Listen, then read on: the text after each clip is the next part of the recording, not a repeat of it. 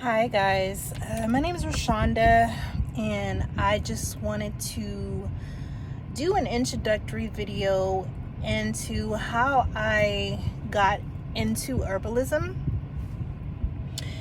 It honestly started because I was having some health issues, and my doctor suggested that I have surgery, and instead of doing that, I decided to do research into the issue, which was fibroids at the time, and it really just ballooned from there. I began listening to an audiobook by a man. He is a medium, and the name of the book was called Medical Medium. I can't think of the author's name off the top of my head right now, but he broke down very interestingly enough how the body responds to different types of foods and different types of things that we put into our body, how it affects us and kind of causes issues. And one of the things that he mentioned is that dairy and really causes a lot of issues in the female body. So he gave us like a list of herbs to use, and also several foods to eat and several foods to avoid.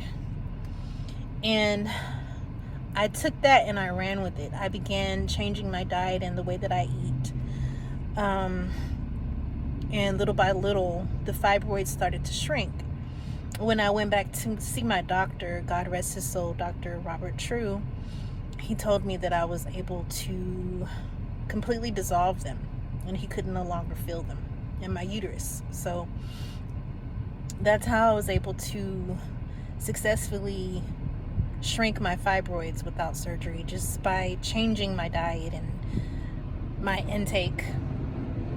And it just became kind of interesting for me. I began to become very curious about different types of herbs and methods that our ancestors used to heal our bodies. And this is long before Western medicine was even made.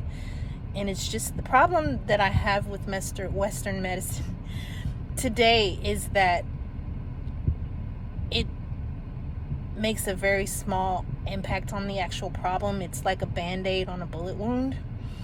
It doesn't necessarily help the issue at hand. It just kind of masks it.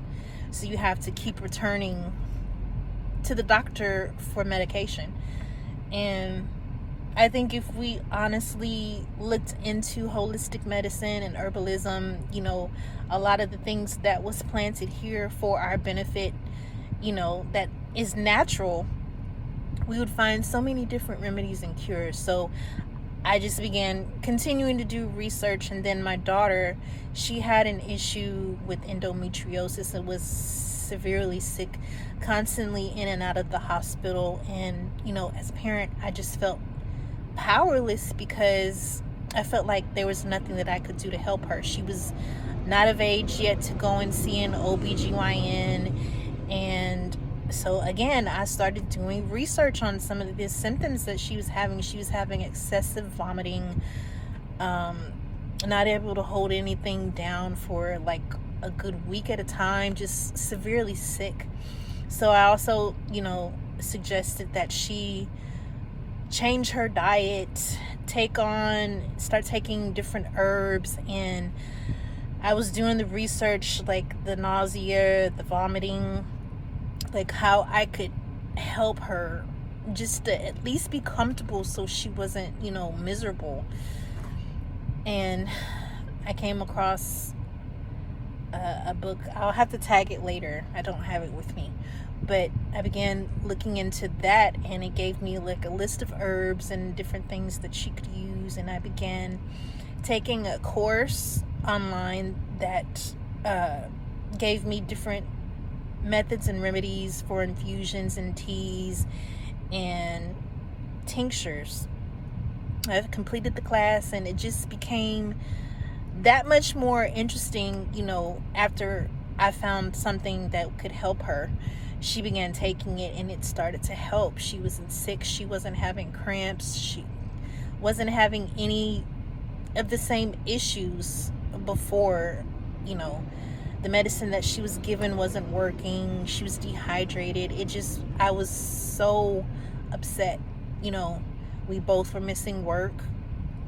So I just really took it upon myself to find a solution for her. And for me, that worked, since I had already done it. And it just stemmed from there. And it just became a very powerful tool for me to tap into. But I just wanted to share my story and some of the success that I've had with herbalism. And I think it could possibly change a lot of things if people had the knowledge that they need to heal their bodies. But thanks for being here with me. Thank you.